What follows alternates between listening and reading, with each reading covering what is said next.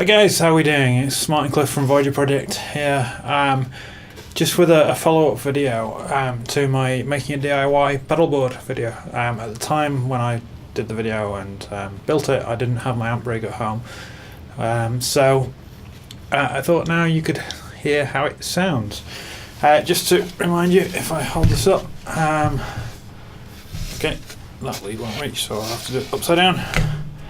Basically, it's just guitar into MXR EVH Phase 90, Keeley DS1, TC Electronic Spark Booster, MXR Carbon Copy, and TC Electronic Corona Chorus. All running off the Diago Powerstation on an old piece of MDF.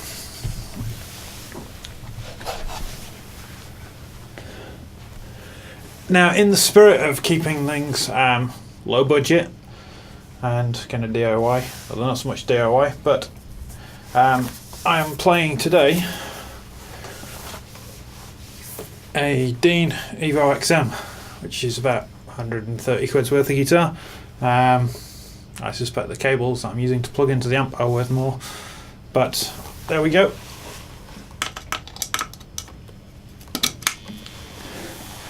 And it's just a 2-humbucker Les Paul style thing, single volume, single tone. I'll do a full review of this at some point once I've got it restrung and stuff. I only picked this up earlier in the week, second hand, from one of my students. But I basically wanted something that I could tune down easily without having to mess with floating bridges and stuff. So this meets that need. And I'm plugged into one of my Igniter tweakers on the Marshall setting. So with nothing, no pedals on.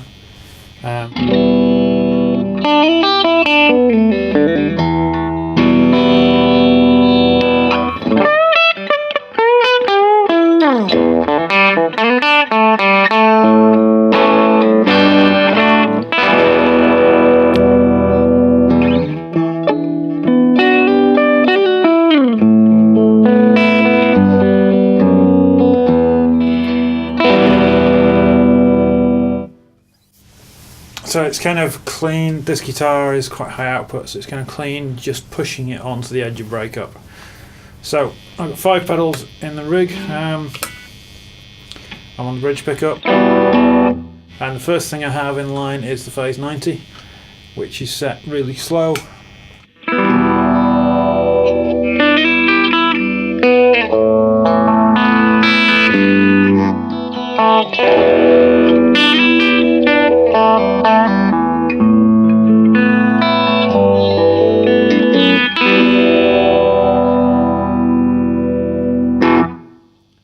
And I'm in the script mode, which basically makes it sound a bit more like a traditional Phase 90, and the speed is set way down at about 8 o'clock.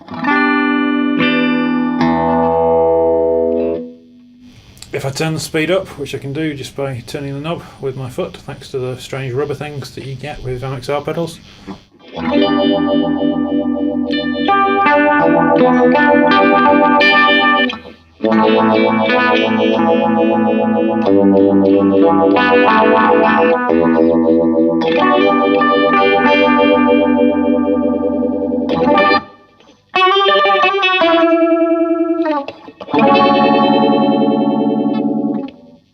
Starts to sound more like some kind of alien sound than a guitar. So most of the time I keep it fairly low and just use it really for cutting through with solos. So no wah pedal on this rig or anything. So that's what that does. I'll come back to it in a minute. Distortion wise, I'm using a Keeley DS1, and distortion set fairly high. This is kind of a lead tone, level fairly low, so I'm trying to get pretty much unity, and tone about 10 o'clock with the switch in the up position, which I can't remember which mode that is.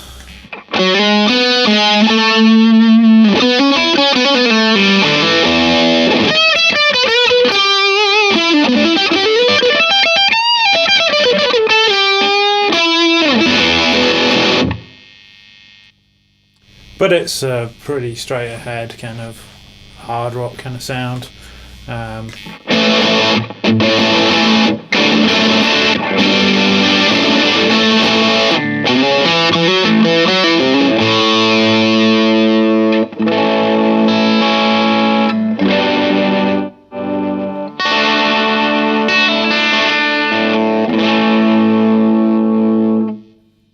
And it does kind of clean up a little bit when you're all the way in back, but not a whole lot. The distortion is about 3 o'clock, so it's pretty high. So it's something maybe a bit different than what I do with, well, any of my other drive pedals. This time I'm actually using it to get real distortion. So that's that pedal. Next in the line is the TC Spark Booster, which is set with the gain pretty low. Gain pretty low, level reasonably low. Basically again I'm going for unity gain. I'm in the fat mode, which does seem to give you a bit of a boost. Treble at about 3 o'clock and bass at about 11 o'clock.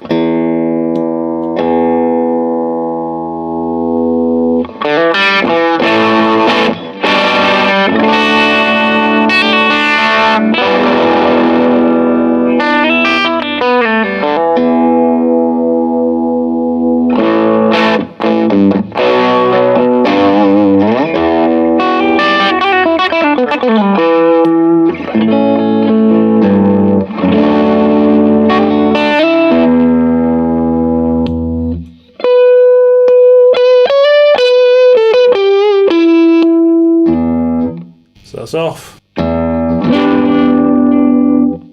on.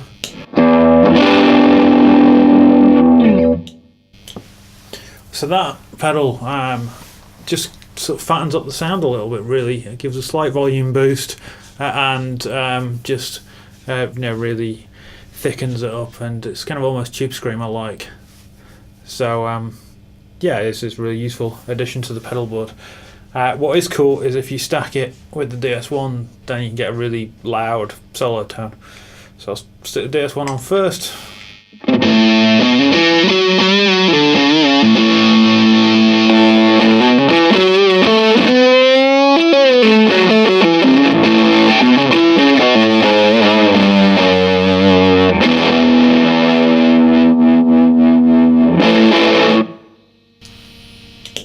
And it's generating a little bit of noise at that point, but it's fairly meaty sounding. Another thing I like to do with these first 3 pedals is run the phaser into the DS1 to give you that kind of Van Halen-y kind of thing.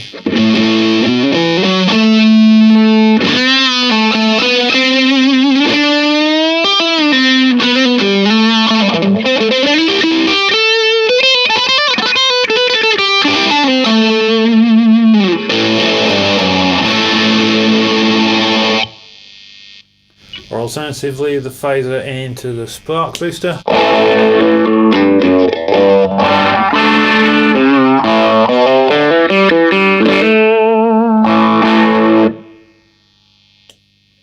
So having the phaser, which is kind of, the Phase 90 is a funny pedal.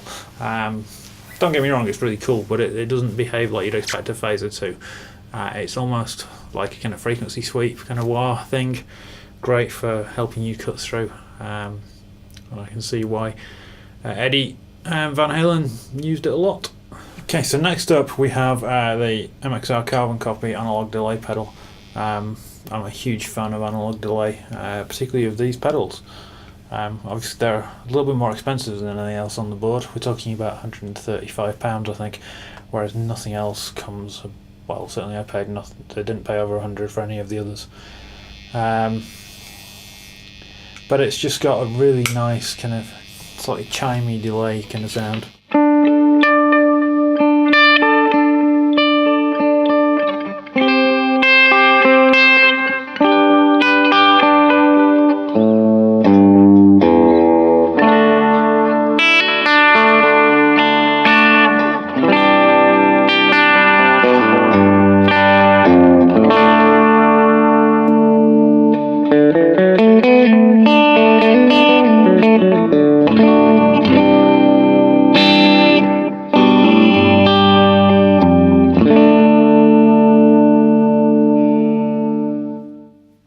And because I've got the modulation turned on the repeats, it just gives it a lovely sort of warm, thick, kind of fat sound.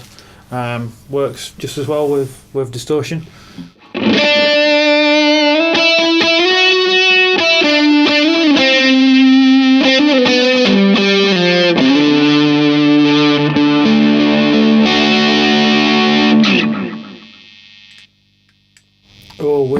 the boost pedal.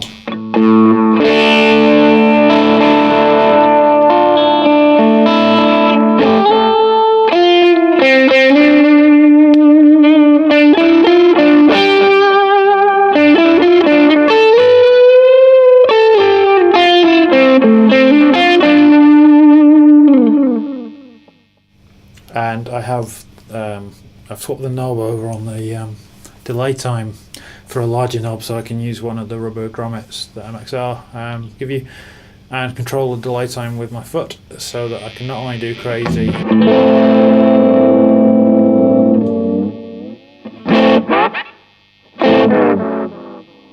of effects, but I can also just set it to a longer delay if I want.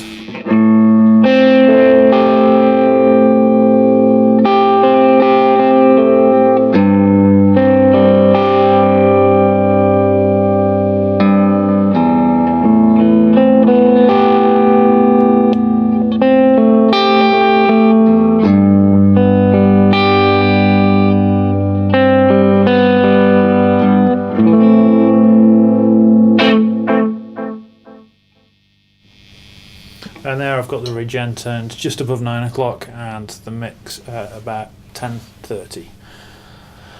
Finally we have the Corona chorus pedal, which I have in standard chorus mode, depth at about 9 o'clock, speed just below 9 o'clock, tone at about 9 o'clock, and effect level about 1 o'clock.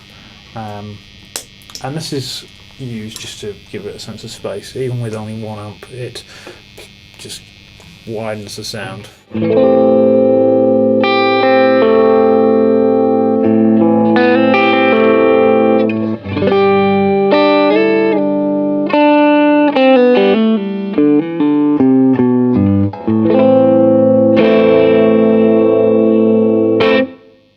So I just really like that with my clean tones, and also with the boost pedal on. What I like to run quite often is spark booster into the carbon copy, into the Corona, for kind of warm, cleanish tones that just have a whole lot of movement and a whole lot of dimension in them.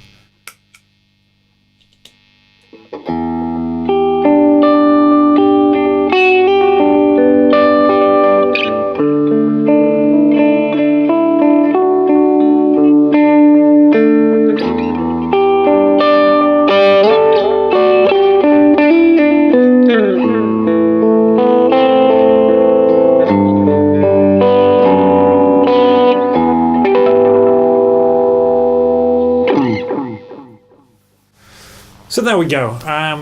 Now, it sounds, yeah, it's a really versatile sounding pedalboard. Obviously it's a little bit noisy because there's no kind of noise gate or noise suppression in this board. Both of my bigger boards do. But for a basic set of phaser, distortion, boost, stroke overdrive, delay and chorus, that I can run into 1 or 2 amps, and let's face it, the entire thing was less than £600, including all the wires, and that's at new prices. Then, yeah, it's a simple pedalboard that sounds pretty darn good.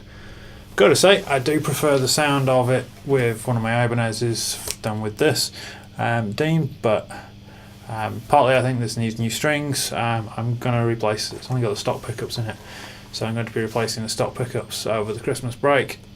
So next time you see this guitar in a video, it will sound hopefully 10 times better. I also want to ideally replace the tuners and the nut, or at least graphite the nut, because the strings are sticking a bit, and the tuners, let's face it, suck. Okay guys, until next time, take care, I'll see you soon.